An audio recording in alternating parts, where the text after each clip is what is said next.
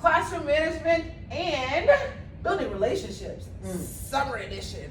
So I know we're getting ready to go into the summer, so this is like just a refresher reminder, but also just for next year, some of the things that we could change in our own classrooms, right? To make everything better. All right, classroom management and building relationships, summer edition. Boom, boom. Making the heat worth it, one relationship at a time. Oh, okay. Hot tip number 1, relationships first, right? So students don't learn from people they don't like. We all know that, right? Because we were all students once and we didn't really learn from people that we didn't like either, right? Trust builds respect, and respect drives classroom behavior. When kids trust you, they respect you. If they respect you, then they'll be good. It's just that simple. And then strong relationships equal fewer disruptions and distractions. We know that. So I'm gonna ask you, how do you build relationships with your students, especially now that we have NES and there's not really any time? How do you build relationships with your students? Go ahead and turn and talk. 1, 2, 3, go. What do you do this Mondays? Make them feel comfortable. I learned But the how? names. How do you make them feel comfortable? Like, what do you do? How do you make them feel comfortable? Oh yeah, by going towards it and asking them questions. Welcome in and Okay. What do you do? I'm just I think I did this. Learn the names. That's my fault. Learning names. And that was hard for me. Usually I do it. This year was hard. I think it's because I've been doing that system. I didn't get to really know it. I'm sorry. Thank you for saying that out loud. I love the conversation. I love the conversation. Hey, hey, let's go.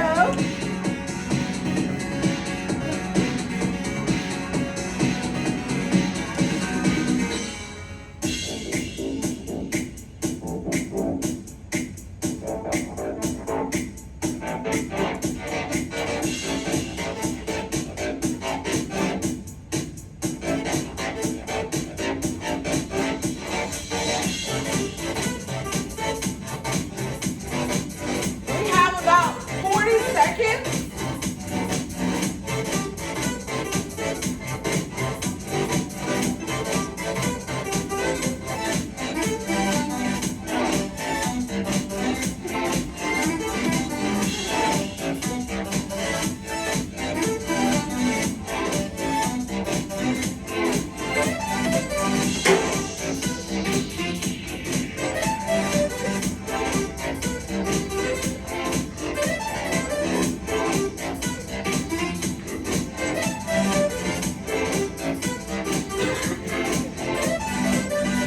All right, how do you build relationships with your students? Go ahead and share what somebody said, please. I make an effort on the first week of school to learn their names by the second week. Okay. So if I have to spend 10 minutes going around the room just naming people off, that's worth it to let the students know that I care about getting to know them. Okay. Right. So I'll say, it starts with building rapport early, so within the first couple of weeks, getting to know their names, their birthdays, things that are important to them, but then also accepting their feedback. So giving, random questionnaires, hey, what do you think about class and how can I, how can I support you further throughout the course of the year? So collecting feedback is also very important. I'm gonna just kind of go a little further and ask you guys, like, with the NES system, do you feel like it's more difficult to build relationships with students? How so, and how do you combat that issue? It's not an either or, it's you figure out how to fold that into time. Okay. During think pair shares, when my students are up and talking with each other, you can get up and go find 2 students and talk to them for a minute. Maybe not about outside things about the school, but you can talk to them about answers and get to know them like that. As well, whenever students want to talk to you about something, even if it's off task, take it. Take that opportunity. If they're trying to share something with you about anime, look it up. Talk to them about it. I'll say it's definitely a challenge because with NES it's bell-to-bell instruction, and on days like you have a spot observation, it's very difficult to separate yourself from the topic. Even though like it's a student birthday or something happening at home that they really want to talk to you about, because it's it goes against your score, but at the same time, back of your mind, you're still thinking about that student and what they're kind of going through. So it's a challenge, but it's very important for our kids. Okay, I think these were great answers. Good job, guys. Let's keep moving. All right. A warm connection goes a long way. Again, this is the summer edition, so everything's about heat waves, warm. You get it? Okay. Bring it on. Yeah. Okay. A warm connection goes a long way. Greeting students at the door. That's a strategy that we can always use. It's very simple. We've seen it a million times. Learning their names quickly and correctly. That's something Mr. Wallace said. You're the best, Mr. Wallace. Thank you so much. Showing genuine interest in their lives. Mr. Espinosa said that. Use statements like "I noticed," right? To build rapport. And students are more likely to succeed when they know their teacher believes in them. So we have to show them that we believe in them. What do you do throughout the year to ensure that you're connecting with students? What if you get a new student, like most of us have gotten towards the end of the year? What do you do for that kid? Guys, go ahead and, this is an ink pair share, so go ahead and just write down a couple of things you do for students to ensure you're connecting with them, even new ones throughout the year. Go!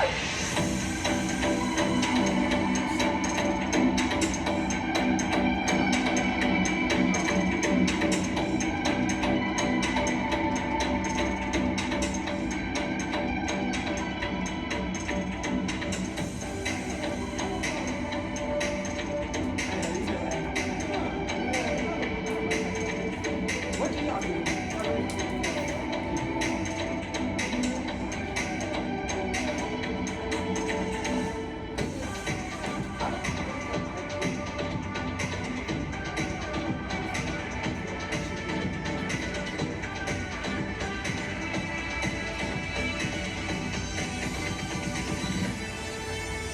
I love that we're writing.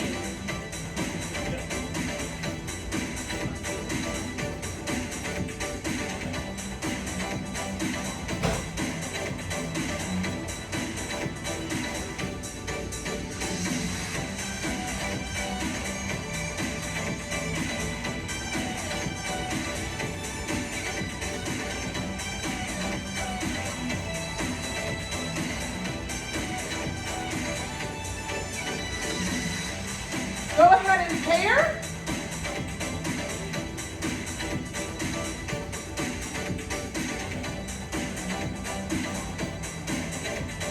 And share.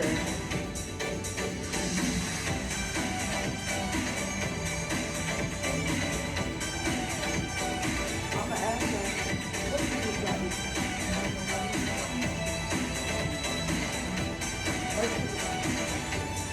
like to make sure you're connecting with students throughout the year. What strategies can you use?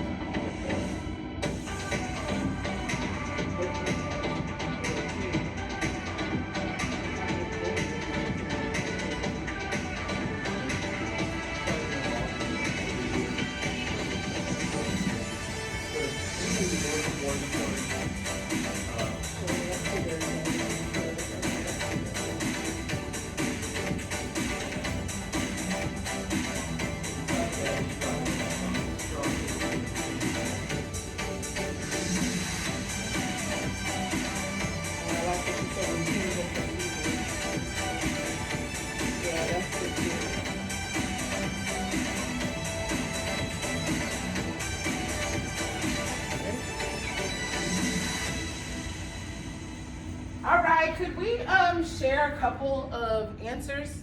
I heard Mr. Espinosa say something pretty cool. So, I think it's important to have a couple of things, set in place from the start of school year. Just actively knowing, and going out of your way to participate in an extracurricular activity like a sport or a group that they're in, showing your interest by going after school and participating, or having strong systems and procedures in class, decorate your bulletin board, keeping information updated. So those are some things that help me, so, yeah. Okay. Go ahead, Ms. Guttra. Okay, so I agree with Mr. Espinoza as well as, adding to that, I feel like at the beginning of the school year, I feel like it's very important to make sure you lay down ground rules so we can understand what I expect from them and what they expect from me. And Okay. so like, I know like some of my sports players, like he said, they were like, I would love for you to come to a game at least once, and that's what I did. Same thing for me, I'm like, I need you to participate. Equality. Give and You see take. what I'm saying? Exactly, give and take. Respect to give respect, that's all I'm saying. Okay. I love that. So what if you get a new student, right? Like in the middle of the year or towards the end of the year, because most of us, again, we've had kids just come in April and we're like, hey, I mean, how are you? What do you do for those kids to ensure you're also building relationships with them? Go ahead.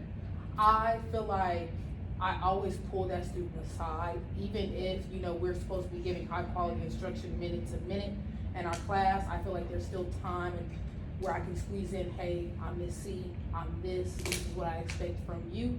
I know I just met you, but I still expect you to act and learn the same way that someone else did when they first started the class back in the beginning of the year. I like that. We are good. You want to add? Yeah, something I like to do in addition to that is just contact home, introduce myself, That's good too. let parents know that, you know, I'm here to support. Have any questions, they can contact me. So just make an introduction. All of these are excellent. Like you guys are on fire today. Get it? Fire. It's hot. Summertime. Okay. Cool moves to stay ahead. Again, I tried to make it like it's about to be summer. It's summer-ish, you know. One of the things Miss C just said, clear expectations from day one. That's a cool move to stay ahead. Boom. As long as the kids know these are your expectations, they will adhere to that. Or adhere. Sorry. Routines. Guys, we have to keep the routines going. If we have an expectation day 1, day 100, the same expectation should apply.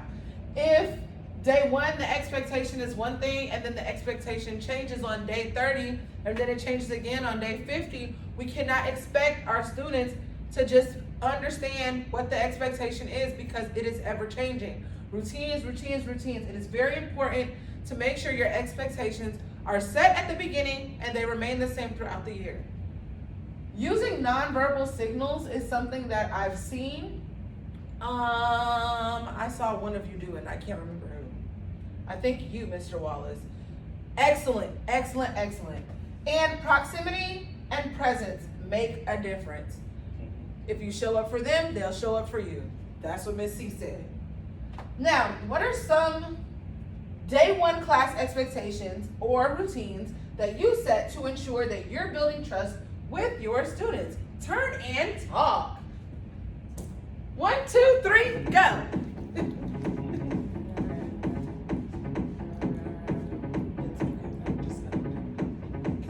But I'm not asking because it's actually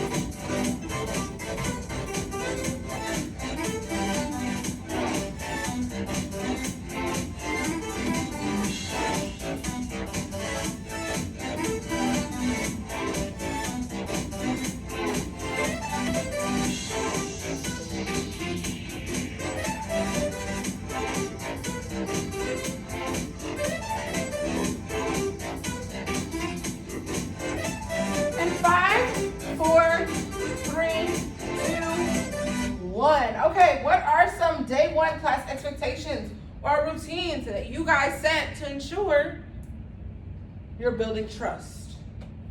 Respect yourself, respect me, respect each other. Okay, respect yourself, respect me, respect each other.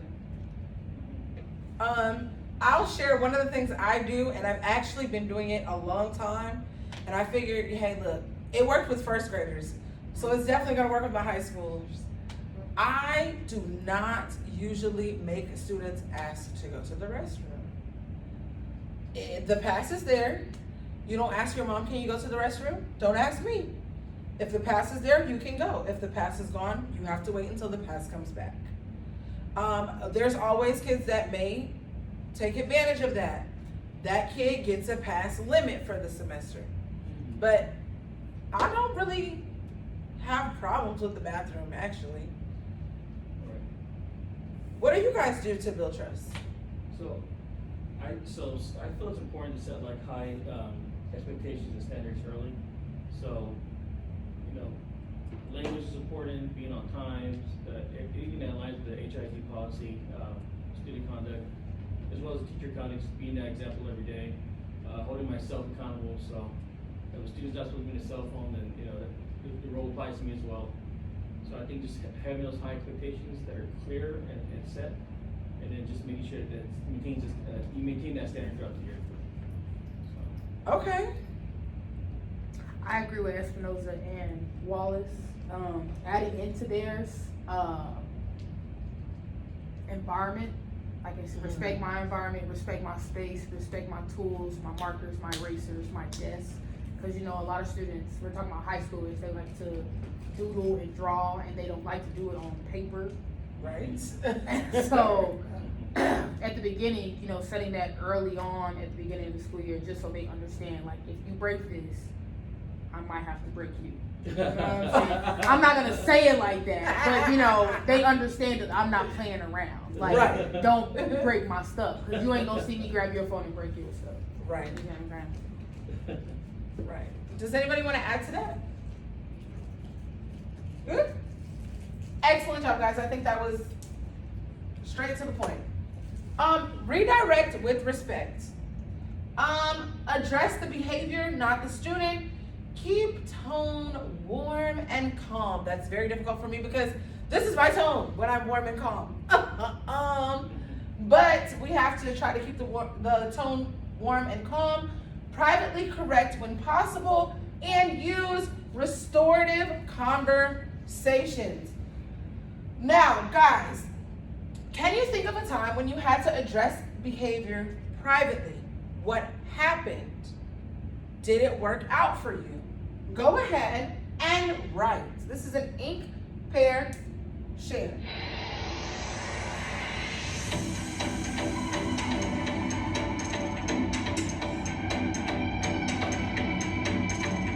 We're riding.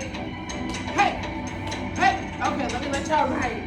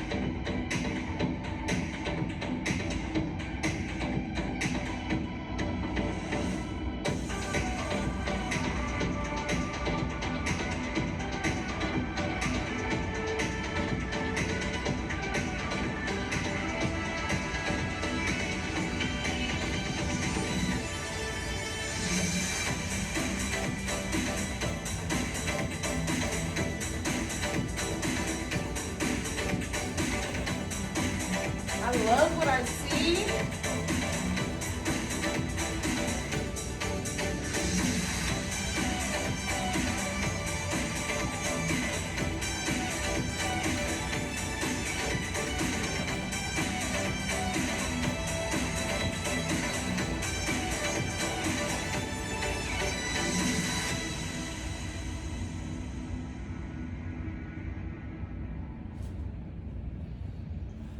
Bring it back in 3, bring it back in 2, bring it back in 1. Could you guys think of a situation where you had to address a behavior privately? And if so, like what happened? By addressing that behavior privately, do you feel like you gained from that? I had to address some behavior with this one student. It had to be addressed about 3 times, third time's the charm.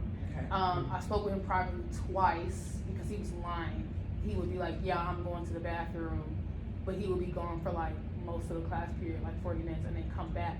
And he'd be like, Miss, I don't know what's going on. And I'm like, well, of course you don't know what's going on because you ain't been in the classroom. Right. So I pull him out and I'm like, what's going on? Like, what are you doing? And so one day I followed him. I was like, he went to the restroom and I followed behind him, and he walked right past the restroom and left the A building. So at that point, I was like, either you're gonna do what you need to do or you're not going to the bathroom anymore. He didn't do that, so I called home, and that was a parent, student, and teacher meeting that had to be done because I felt like he needed to understand that I wasn't playing no games, that this wasn't a joke for me, and that I need him to actually be serious about his education just like I'm serious. Otherwise, I'm not gonna be the only one caring in this relationship. I can't make you care about your education. And so you hearing from your aunt and me saying that this is very serious, I feel like that really made him understand that I wasn't, like, you need to do what you need to be doing. Okay. Okay. Does anybody else have another situation that they can think of? That maybe it went a different way? I think things, occur, pretty often, in my class, at least, but, with the NES, system, it's very difficult to try to address those situations, throughout your lesson because it's adult instruction. So it's, whenever it gets to a level where I cannot stop and, give attention to it, I ask for support. I call my supervisor and say, can you please step in and assist the situation? Because otherwise, I have to maintain the schedule. I have to continue on course, so. Yeah. Okay. I can say that I have addressed this situation privately, similar to Ms. Cottrell's situation, where a student just always had to go to the bathroom and they would take a long time in the bathroom. I actually did the same thing she did, just kind of peeked out the door, like looking, are you going to the bathroom? But that kid, it was a girl, she was going to the bathroom. She was having issues and was embarrassed to say. So when I asked her, like, hey, are you actually using the bathroom? Like, what are we doing? And she said, yeah, I'm just having issues. I just didn't really want to say anything in front of anybody. So sometimes when you address situations privately, you get a positive result. Even when Ms. Cottrell addressed the situation privately, she did bring in one third party, but that third party was the family member of that kid, which was still made it a private situation, right? So she got results. And that's what usually happens when we address things privately. All right. Again, summer themed. Stay cool, stay consistent. All right, follow through on consequences. Don't play favorites. Keep routines even when it's too hot to care. Like y'all know, right now, school year almost over. But we have to remain consistent.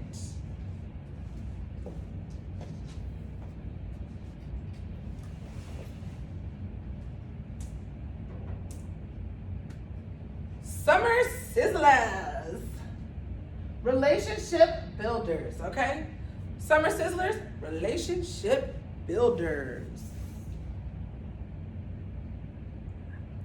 Okay, I just wanted to make sure that we're still going, okay? Because somebody just called me, I'm so sorry. Lunch brunches on Friday, or Friday check-ins. These are all things we could do. Shout outs, notes home, 2-minute personal conversations weekly. celebrate small wins. I think most of us celebrate small wins. I know Miss Cottrell celebrates small wins. She is always feeding her children. They love food. Students love food, guys. This generation, I don't know, they love food. You feed them, they're just like, that's it, whatever you want, I got you. So, you know, shout outs. We've seen them in the newsletter.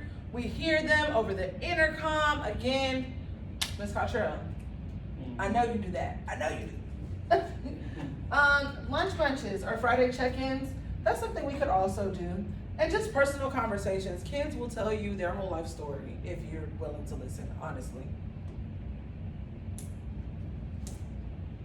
And don't let it burn out. Y'all know. We're at the end of the year. More referrals and suspensions and disengagement. We don't want that. Loss of instructional time. We don't want that. Teacher burnout rises. It's the end of the year. We know that. But without classroom control, it makes everything worse. Now, how do you avoid being burnt out, especially towards the end of the year? Turn it up.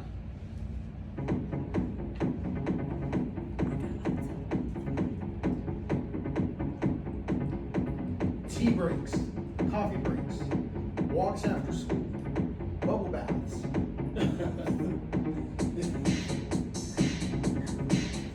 Call your mama. I know that's right. Vent to a coworker. Ooh. That's a good one. Here you Okay. go.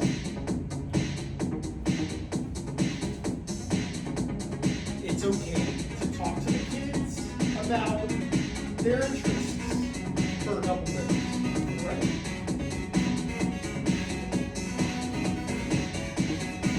Do you feel like when you talk to the kids about their interests, it puts them back on track?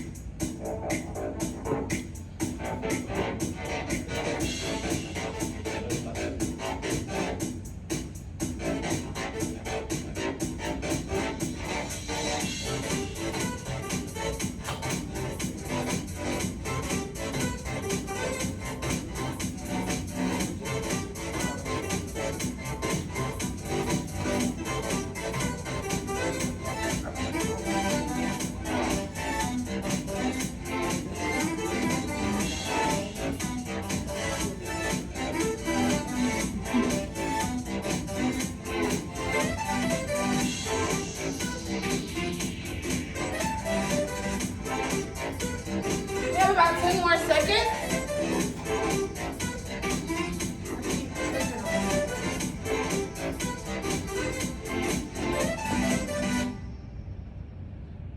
All right, how do you avoid being burnt out, especially towards the end of the year? I always, with any job, honestly, I'm really good at not getting burnt out per se. I feel like it's honestly helped me transitioning from, you know, a journalism role to being a teacher, that actually helps me from being burnt out, because with journalism, like working at a news station, it was 24/7. There are no days off. You know what I'm saying? There's news happening every single day, every single hour, every single second of the day. But here, you know, you got your winter break. You at least have a couple days that you can take off if you need to. You got fall break sometimes. You got spring break. You know, you have breaks in between our quarters that help us, you know, really relax and maybe take time with our families or even just ourselves. And I feel like that is what I do. I love taking my time and enjoying my free leave, my free breaks Okay. to avoid burnout. Okay. So for me, I feel it's important to identify strengths and weaknesses within myself, and then utilize peer support. So if I have a colleague that's stronger in an area, then I'll reach out for help. Okay. Yeah, so. Okay. I think those were good answers. Do you guys feel like having good classroom management at the beginning of the year gets you to the place where when you get to the end of the year, you don't have to worry about being burnt out because of the students? Yes. Yes. Okay. Yes. Okay. I feel like you making those relationships with the kids, they can actually help you as well, especially if you're feeling overwhelmed. Some of the kids, they like to help the teacher, like, hey, miss, what can I do to help you out? That's true. It takes away from the burnout as I well. like that, yeah. Yeah, I love that. Love it, love it, love it, love it. All right, we're gonna do a couple of scenarios because I thought this was fun. Then we're gonna get up out of here. All right, so scenario number 1. Every time a student comes in the room, he or she puts their head down, never turns in work, but shows up every single day. How do you respond? Turn it up.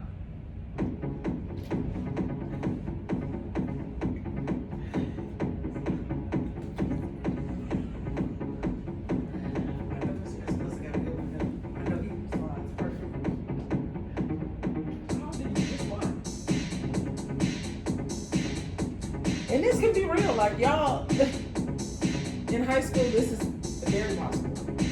Huh.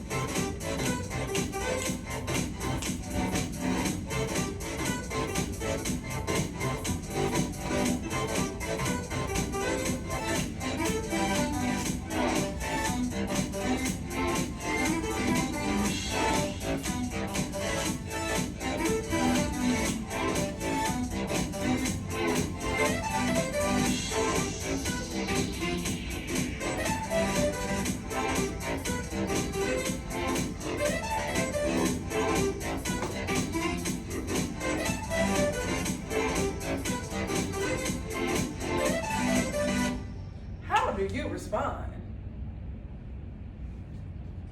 So this happens often in my classroom. Students enter the room and sometimes they'll immediately want to put their head down and not participate.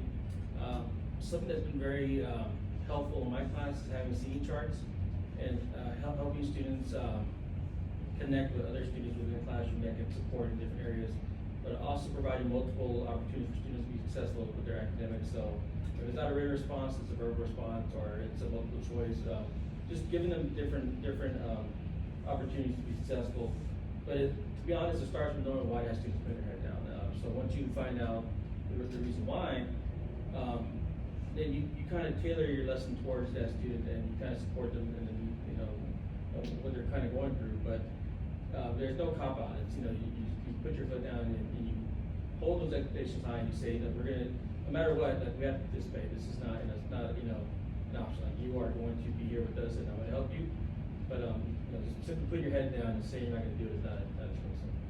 Yes, I love that you said it starts with the why, right? Yeah. So instead of just screaming at that kid, you decided to find out why and then allowed that kid to give you whatever his heart or her heart was at the time and then say, hey, maybe you're going through X, Y, and Z, but the expectation is this. So you have the why and then you have the expectations that you set in place at the beginning of the year. Excellent job, Mr. Espinosa, you're the best. All right, scenario 2. You have a student who usually does not cause problems and is passing your class. Today, this kid shows up distraught. She looks like she was just crying and completely discombobulated. How do you respond?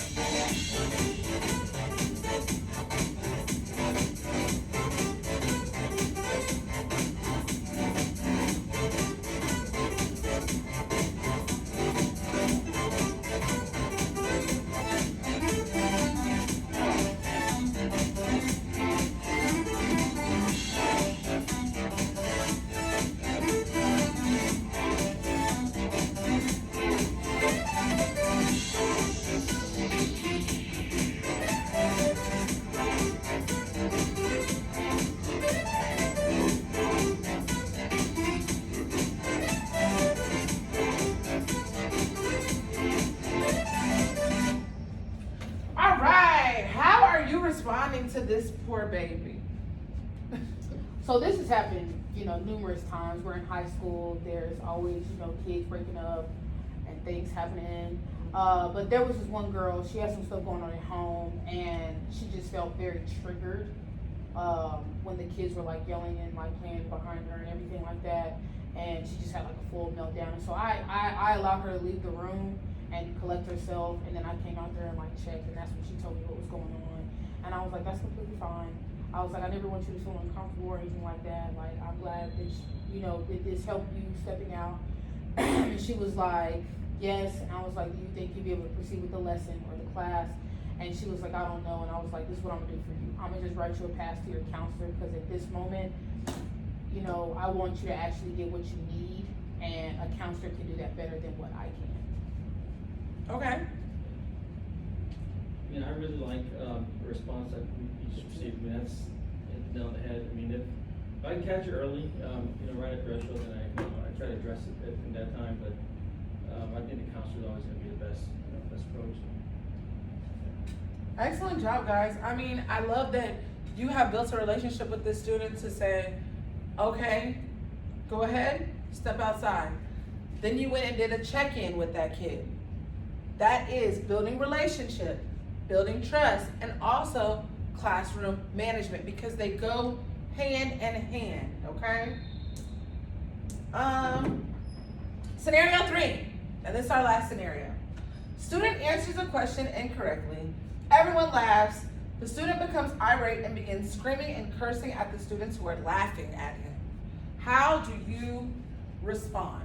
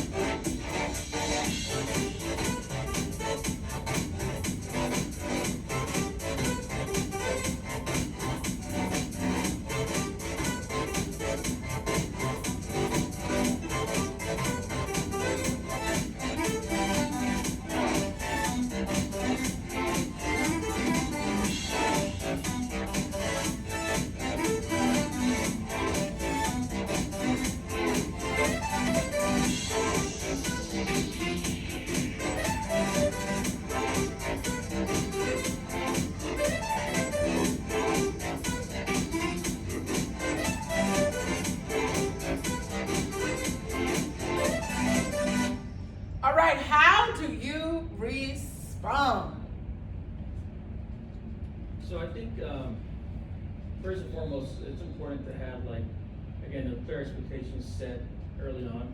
But then, as you less internalize, you kind of target those interest strategies that you know are going to be effective throughout the course of your lesson, right? Mm-hmm. So throughout the lesson, you're showing students by supporting with their responses, like navigating them to the right appropriate response. You're utilizing vocab so they know how to get to the vocab, they know how to break down questions by applying what they learned throughout the lesson so that they can build the self-confidence to kind of support themselves. But this happens often, and when it does happen, I think just being in the middle of things and kind of being the one that, again, support with MR strategies and even as the students' resources support each other, it kind of plays off. So. Okay. In a situation like this, I feel like I would, of course, address the behavior in that moment. I wouldn't yell or anything like that, because I feel like that would just make it worse. But I would also, besides just addressing the student, I would address the class as well. Just letting them know that this is a learning environment and we don't make fun of people for mistakes. Everyone makes mistakes, you know, you make a mistake, I make a mistake. We don't want people laughing at us when things like that happen. We want to encourage everyone to learn in this environment. And so, also validate the students, you know, feelings. So I know in that moment they probably felt embarrassed and stuff like that. And that's probably why, you know, they popped off in the first place. And so just you know, let them know, like, yes, I understand your feelings, but that is not how we respond. Knowing that, you know, we don't scream, we don't curse. We respond with our words, and we let people know how that made us feel in that moment. I love that you went back into the lesson. I don't know if it was intentionally or unintentionally, but you went back into the lesson that we just went over earlier today, and you said, hey, well, let me first address the behavior, not the student, which is what you did, and then you respectfully redirected the entire class. And you went back to your classroom expectations. So, excellent, excellent, excellent, excellent. I feel good. Do y'all feel good? I feel great. Okay, we won't get into teacher testimonials because we don't have time, but let's catch the wave. Okay, the final thoughts. So our final thoughts are, relationships are the foundation of effective management, guys. We cannot manage a classroom if we do not build relationships with students. If they do not like you, they will not learn from you. Students behave better when they feel valued. Prevention beats punishment.